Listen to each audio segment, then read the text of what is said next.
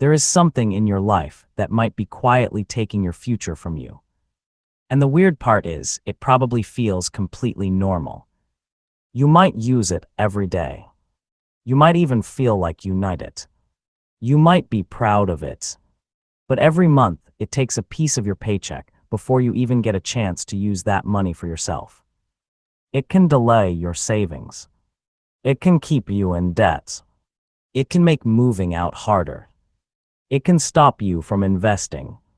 And it can make you feel like you are working all the time, but somehow never getting ahead. The scary part. Most people do not question it.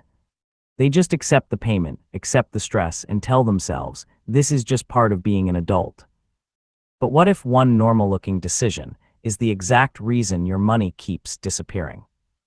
Today, we need to talk about one of the most common financial traps people walk into without realizing it. Buying a car. Buying a car is one of the biggest financial commitments the average person makes. But most people do not treat it like a major financial decision. They treat it like a normal life step.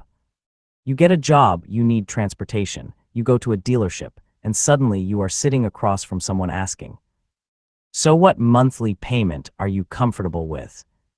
And that question is where a lot of people get trapped. Because a lot of people hear the monthly payment and think, okay, I can afford that. But the car does not only cost the monthly payment. There is insurance, gas, maintenance, repairs, winter tires, oil changes, parking, registration, interest, depreciation. And suddenly, that affordable car is costing way more than you expected. A $400 car payment can quickly become $700, $900, or even over $1,000 a month once everything is included. That is not just transportation anymore. That is a financial anchor. Think about the average person. They work all week. They finally get paid. And for 1 or 2 days, it feels good. Then the bills start coming out.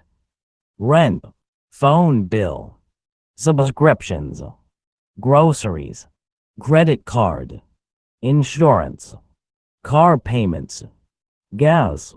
And before they even get a chance to make progress, their money is already gone. So they start thinking, why can't I save? Why does it feel like I'm working but not getting ahead? Why does every emergency feel like a disaster? Why do I feel broke even though I have a job? And the scary part is, they might not be irresponsible.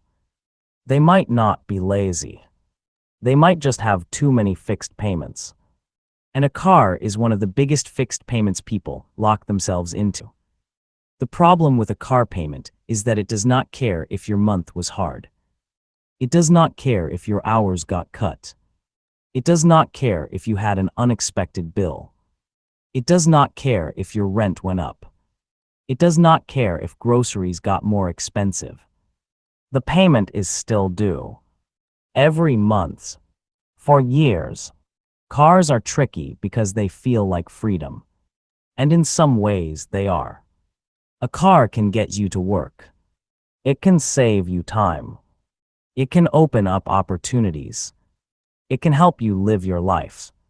But the trap is when we buy more car than we actually need.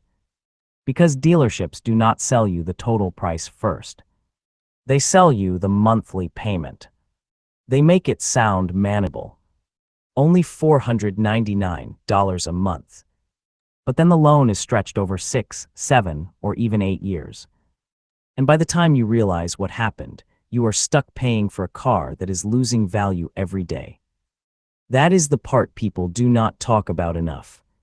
A car is usually not an investment. Most cars go down in value. So while you are paying interest on the loan, the car itself is becoming worth less. That means your money is leaving in 2 directions at the same time. You are paying the lender, and the car is depreciating. That is why buying a car can hold you back financially. Not because owning a car is wrong, but because the wrong car can take the money that could have changed your life. But here is the good news. You do not have to give up cars forever.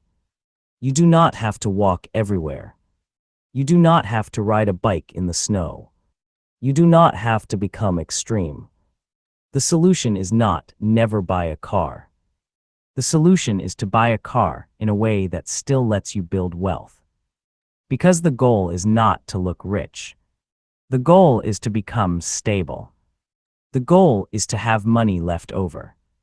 The goal is to stop feeling like every paycheck is already spoken for. And once you understand the real cost of a car, you can make a much smarter decision. Here is the simple rule. Before buying a car, calculate the full monthly cost. Not just the payment. Add up car payments, insurance, gas, maintenance, repairs, parking, and a little extra for unexpected costs. Then ask yourself, can I still save money every month after paying for this car? If the answer is no, the car is too expensive. Even if the bank approves you, even if the dealership says you can afford it, even if your friends say it looks nice, if the car stops you from saving, it is too expensive. So what should you do instead? First, buy less car than you qualify for. Just because you can get approved for a $35,000 car does not mean you should buy a $35,000 car. Second, think about used cars. A reliable used car can do the same basic job as a new car without destroying your monthly budget. Third, avoid long loans if possible. A lower monthly payment might feel good, but if the loan is stretched over too many years, you could end up paying more overall.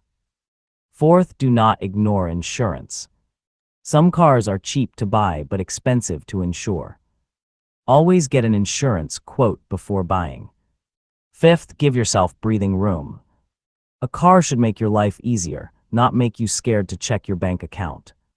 If buying that car means you cannot save, cannot invest, cannot handle emergencies, and cannot enjoy life, then that car is not helping you. It is controlling you. Here is the exciting part. When you choose a car that actually fits your life, everything changes. You have money left over. You can build an emergency fund. You can start investing. You can pay off debt faster. You can say yes to things without stressing. And you can still drive a car you like. Maybe it is not the flashiest car in the parking lot. Maybe it does not impress everyone. But it gives you something better. Freedom. Because real freedom is not having a car that makes people think you are doing well. Real freedom is having a car you can afford, money in the bank, and peace when the bills come in. So before you buy your next car, do not ask, can I make the payments? Ask, will this car help my life or will it hold me back? Because the right car can get you where you need to go. But the wrong car can keep you stuck for years. And once you understand that, you can make a decision that your future self will thank you for.